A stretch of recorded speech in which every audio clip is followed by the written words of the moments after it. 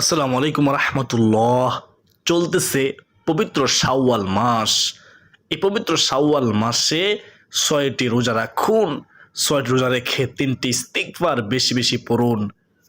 সুপ্রদিনী ভাই বোন, আজকে আমরা এমন 3টি ইস্তিগফারের আমল সম্পর্কে জানব যে আমল সম্পর্কে মহান আল্লাহ তাআলা ওয়াদা করেছেন সকল সমস্যার সমাধান হবে ইনশাআল্লাহ। রিজিকে প্রয়োজন হলে আল্লাহ তাআলা ওয়াদা করেছেন রিজিক দিবেন, অভাব অনটন দূর করে দিবেন ইনশাআল্লাহ।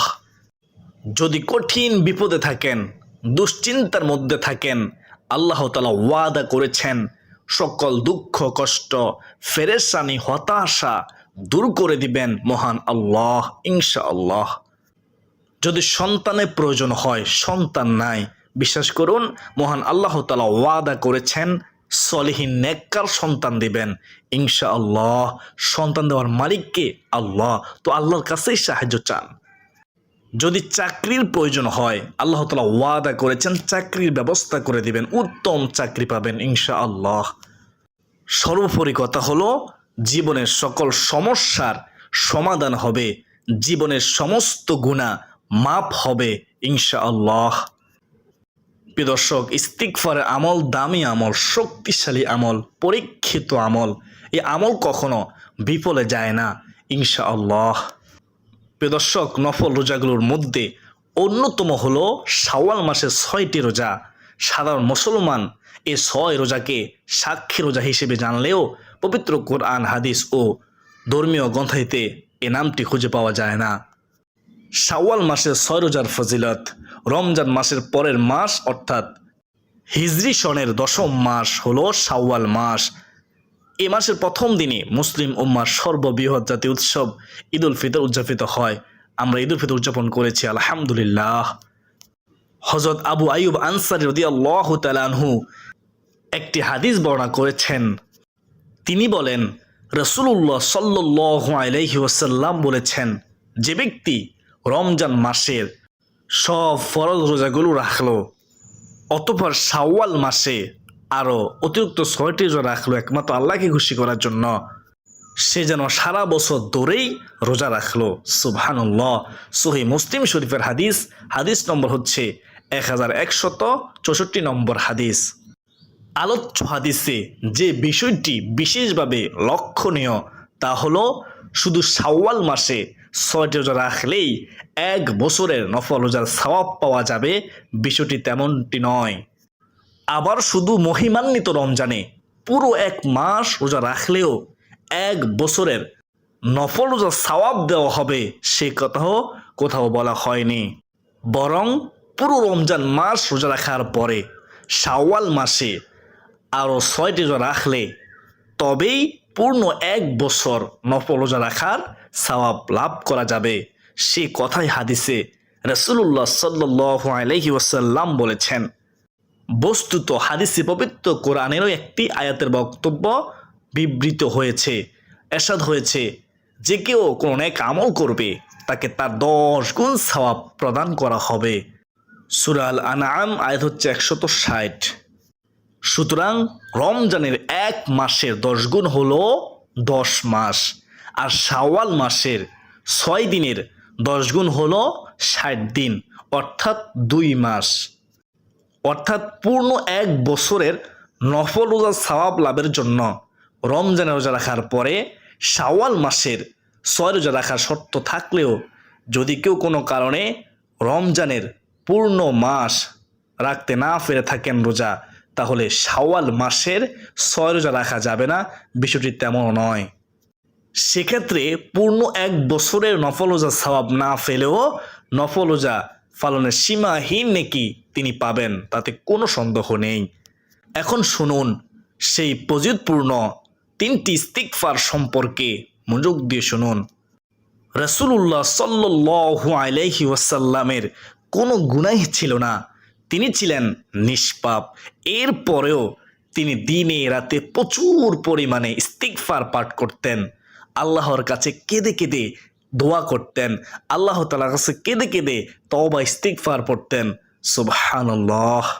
হাদিসে এসেছে হযরত আবু হুরায়রা রাদিয়াল্লাহু তাআলা আনহু বর্ণনা করেন, ওই সাহাবী বর্ণনা করতেছেন, আমি রাসূলুল্লাহ সাল্লাল্লাহু আলাইহি ওয়াসাল্লামকে বলতে শুনেছি, ও আমার উম্মত, তোমরা বেশি বেশি করে ইস্তিগফার করো, কারণ আল্লাহর কসম আমি প্রত্যেক দিন আল্লাহর কাছে 70 বারও চেয়েও এর চেয়ে বেশি পরিমাণে ইস্তিগফার ও তওবা করে থাকি। সুবহানাল্লাহ। সহিহ বুখারী শরীফের হাদিস, হাদিস নম্বর হচ্ছে 6307 নম্বর হাদিস। আমাদের কত গুনাহ, অথচ আমরা তবে ইস্তিগফার পড়ি না। আল্লাহ রাসূল সাল্লাল্লাহু আলাইহি ওয়াসাল্লাম আমাদেরকে শিক্ষা দেওয়ার জন্য তিনি বেশি বেশি করে ইস্তিগফার করতেন। রাসূলুল্লাহ সাল্লাল্লাহু আলাইহি ওয়াসাল্লামের কোনো গুনাহ ছিল না, আমরা গুনাহগার, অথচ আমরা তবে ইস্তিগফার পড়ি না। তওবা করে ইস্তিগফার করুন। হাদিসটি শুনুন, ইবনে আব্বাস রাদিয়াল্লাহু তাআলা আনহু থেকে বর্ণিত, রাসূলুল্লাহ সাল্লাল্লাহু আলাইহি ওয়াসাল্লাম বলেছেন, যে ব্যক্তি বেশি বেশি ইস্তিগফার করে আল্লাহ তাআলা তার সব সংকট থেকে উত্তরণের ব্যবস্থা করে দেন, মুক্তির পথ খুলে দেন। সুবহানাল্লাহ। তার সব পেরেশানি দূর করে দেন এবং তাকে এমন জায়গা থেকে রিজিক দান করেন যা সে কল্পনাও করতে পারে না। গায়বী সাহায্য পাওয়া যায় ইস্তিগফারের মাধ্যমে। সুবহানাল্লাহ। সুনান আবু দাউদ হাদিস নম্বর হচ্ছে 1518 নম্বর হাদিস। যে বান্দা ইস্তিগফার করে আল্লাহ তাআলা তার শরীরে বিশেষ শক্তি দান করেন, যেমনটি মহান আল্লাহ তাআলা কোরআনে কারিমে বলেছেন, হে আমার জাতি, তোমাদের রবের কাছে গুনাহের জন্য ক্ষমা প্রার্থনা করো, অতঃপর তারই দিকে মনোযোগী হও, তিনি তোমাদের প্রতি আকাশ থেকে মুষলধারে বৃষ্টি বর্ষণ করবেন। সুবহানাল্লাহ। এবং তোমাদের বর্তমান শক্তির সঙ্গে বাড়তি আরও শক্তি যোগাবেন। সুতরাং তোমরা অপরাধী হয়ে মুখ ফিরিয়ে নিও না। সূরা হুদ আয়াত হচ্ছে 52। ইস্তিগফারের ফজিলত অনেক। কোরআন হাদিসের আলোকে কিছু উপকারের কথা তুলে ধরা হলো, শূন্য মনোযোগ দিয়ে শুনলে অবাক হয়ে যাবেন। 1 নম্বর উপকারিতা, গুনাহ খাতা মাফ হয়। শুনুন, দলিল সূরা নূহ আয়াত হচ্ছে 10।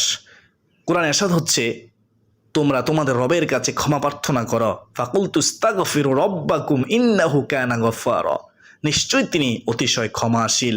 ক্ষমা চাইতে দেরি, ক্ষমা করতে আল্লাহ দেরি করবেন না। সুবহানাল্লাহ। ইস্তিগফারের 2 নম্বর উপকারিতা, সূরা নূহ আয়াত হচ্ছে 11, ইউরসিলিস সামা আলাইকুম মিদরারা, অনাবৃষ্টি দূর হবে। আল্লাহ তাআলা বলতেছেন, তিনি আল্লাহ আকাশ থেকে প্রচুর বৃষ্টি বর্ষণ করবেন। সুবহানাল্লাহ। উপকারী বৃষ্টি দিবেন ইস্তিগফার করলে। 3 নম্বর উপকারিতা, সূরা নূহ আয়াত হচ্ছে 12, ওয়ায়ুমদিদকুম বিআমওয়ালি ওয়া বানিন, সন্তান ও সম্পদ লাভ হবে। আল্লাহ তাআলা বলতেছেন, তোমাদের ধন সম্পদ ও সন্তান সন্ততিতে উন্নতি দান করবেন। সুবহানাল্লাহ। তোমাদেরকে সমৃদ্ধি দান করবেন। 4 নম্বর উপকারিতা হচ্ছে সবুজ শ্যামল পরিবেশ লাভ হবে। দলিল সূরা নূহ আয়াত হচ্ছে 12, ওয়ায়াজআলনাকুম জান্নাতি ওয়ায়াজআলনাকুম আনহারা, এরশাদ হচ্ছে তোমাদের জন্য সৃষ্টি করবেন উদ্যান। সুবহানাল্লাহ। 5 নম্বর উপকারিতা হচ্ছে নদ নদীর ব্যবস্থা হবে। ওয়ায়াজআলনাকুম আনহারা, আল্লাহ তাআলা বলতেছেন তোমাদের জন্য নদ নদীর ব্যবস্থা করে দিবেন। সুবহানাল্লাহ। প্রিয় দিনের মুসলমান ভাই বোনেরা, ইস্তিগফারের 6 নম্বর উপকারিতা হচ্ছে উপভোগ্য জীবন লাভ হবে। এরশাদ হচ্ছে তোমরা তোমাদের রবের কাছে গুনাহের ক্ষমা প্রার্থনা করো, অতঃপর তার অভিমুখী হও, ভবিষ্যতে গুনাহ না করার এবং আল্লাহর হুকুম আহকাম পালন করার দৃঢ় সংকল্প করো, তিনি তোমাদের নির্দিষ্ট কাল পর্যন্ত উত্তম জীবন উপভোগ করতে দিবেন। সুবহানাল্লাহ। দলিল সূরা হুদ আয়াত হচ্ছে 3।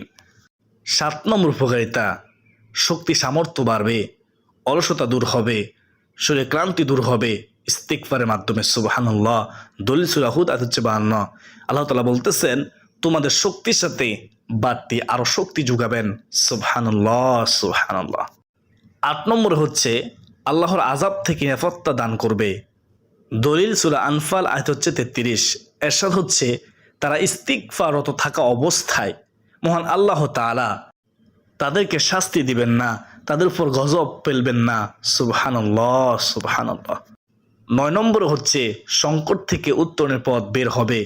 রাসূল করিম সাল্লাল্লাহু আলাইহি ওয়াসাল্লাম বলেন, যে ব্যক্তি নিয়মিত ইস্তিগফার করবে মহান আল্লাহ, মহান রব তার সর্বপ্রকার সংকট থেকে উত্তরণের পথ খুলে দিবেন, মুক্তির পথ খুলে দিবেন, সাহায্য করবেন যে তিনি কে? আল্লাহ।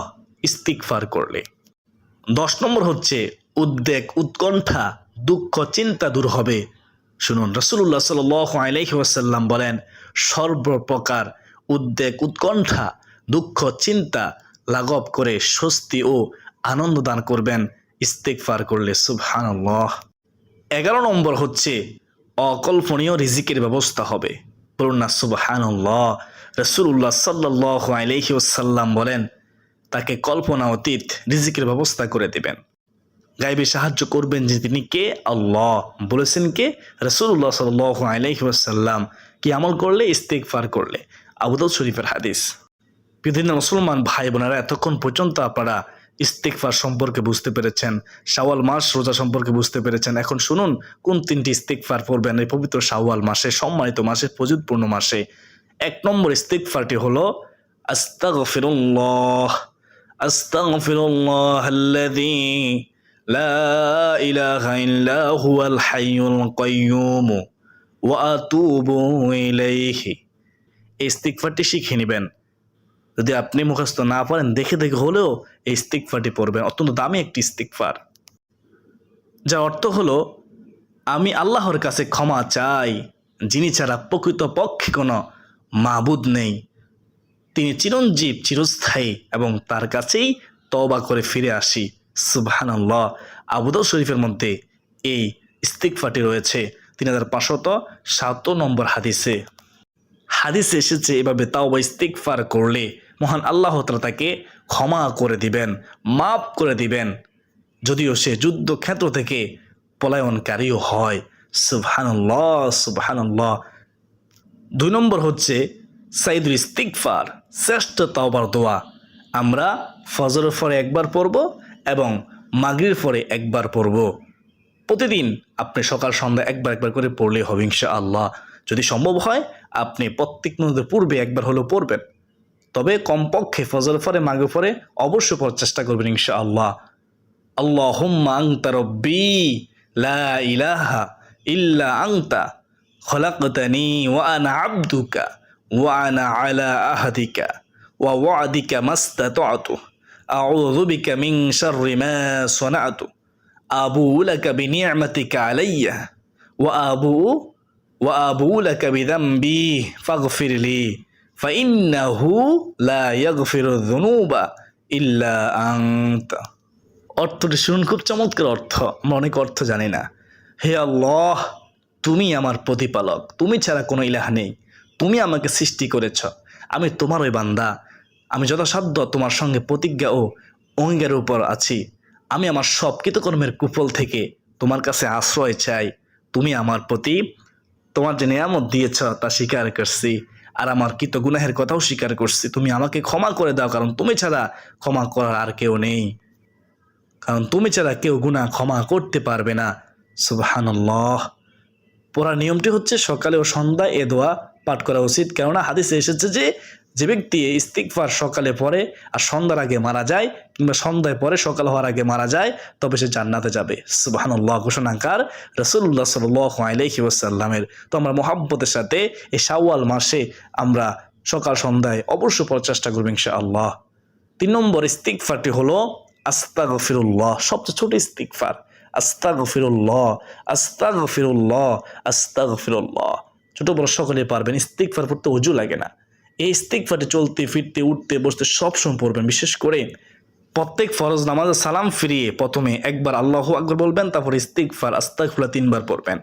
কেন পড়বেন? কারণ আমাদের প্রিয় নবী হযরত মুহাম্মদ সাল্লাল্লাহু আলাইহি ওয়াসাল্লাম প্রতি ওয়াক্ত ফরজ নামাজে সালাম ফেরানোর পর এই দোয়াটি 3 বার পড়তেন। প্রথমে আল্লাহু আকবার একবার বলতেন, আল্লাহু আকবার, তারপর 3 বার বলতেন আস্তাগফিরুল্লাহ, আস্তাগফিরুল্লাহ, আস্তাগফিরুল্লাহ। আবারও সংক্ষেপে 3টি ইস্তিগফার সম্পর্কে বলতেছি, শুনুন। 1 নম্বর যে ইস্তিগফার সেটা হচ্ছে আস্তাগফিরুল্লাহাল্লাযী লা ইলাহা ইল্লা হুয়াল হাইয়ুল কাইয়্যুম ওয়া আতুবু ইলাইহি। বেশি বেশি পরিমাণে পড়বেন, সকাল সন্ধ্যা কমপক্ষে 100 বার করে হলেও পড়বেন। 2 নম্বর ইস্তিগফারটি হচ্ছে সাইদুল ইস্তিগফার। সকাল সন্ধ্যায় ফজরের পরে একবার পড়বেন, মাগরিবের পরে একবার পড়বেন। সারাদিন 24 ঘন্টায় 2 বার পড়লেই হবে ইনশাআল্লাহ। আর যদি সম্ভব হয় প্রত্যেক মাসের পূর্বে একবার হলেও পড়বেন।